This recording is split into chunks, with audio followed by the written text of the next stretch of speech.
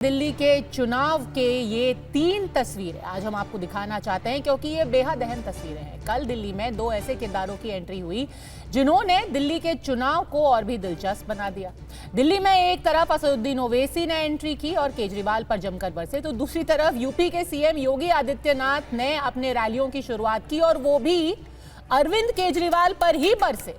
अभी कल का मामला ठंडा नहीं हुआ था कि आज नए वक्फ बिल के लिए बनी हुई जेपीसी की बैठक में हंगामा हुआ, विपक्ष के 10 सांसद सस्पेंड कर दिए गए।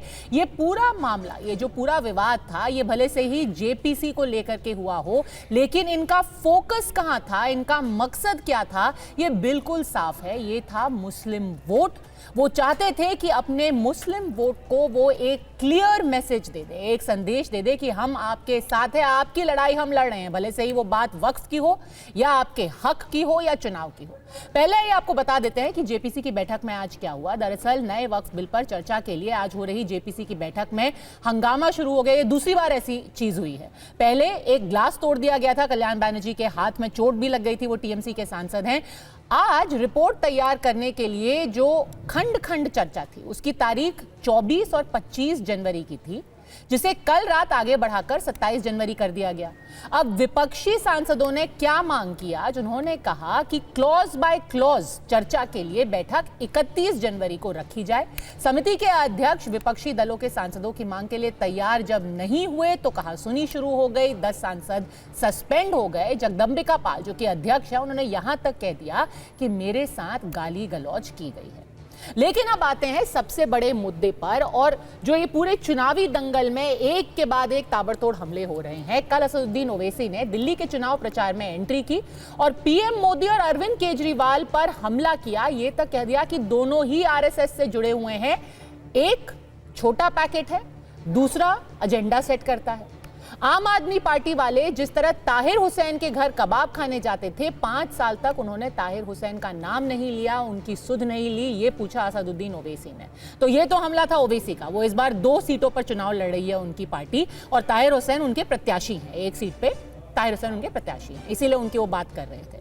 अच्छा, दूसरी तरफ अरविंद केजरीवाल पर कॉल हमला कर रहा था योगी आदित्यनाथ। उन्होंने भी दिल्ली में जब रैली की तो तीनों में अरविंद केजरीवाल पर ही सवाल किए, और एक जो बड़ी बात उन्होंने कही कि लगातार आम आदमी पार्टी पिछले 10 सालों से बांग्लादेशी और रोहिंग्या को दिल्ली में ला करके बसा रही है, उनको अपना वोट बैंक बना रही है। तो 2 तरफा एक तरीके से हमला हुआ अरविंद केजरीवाल पे। किसी ने उनको मुस्लिम विरोधी बताया, किसी ने उनको हिंदू विरोधी बताया। सुनिए। 10 साल से केजरीवाल मुख्यमंत्री हैं, सब जगह डेवलपमेंट हो रहे। अरे केजरीवाल, जो आज गलियों में मैं पैदल चला, तुम 10 मिनट चलकर दिखाओ, मुझ पर तो आज फूल बरसाए गए, तुम पर चप्पलें बरसाएगी हमारे।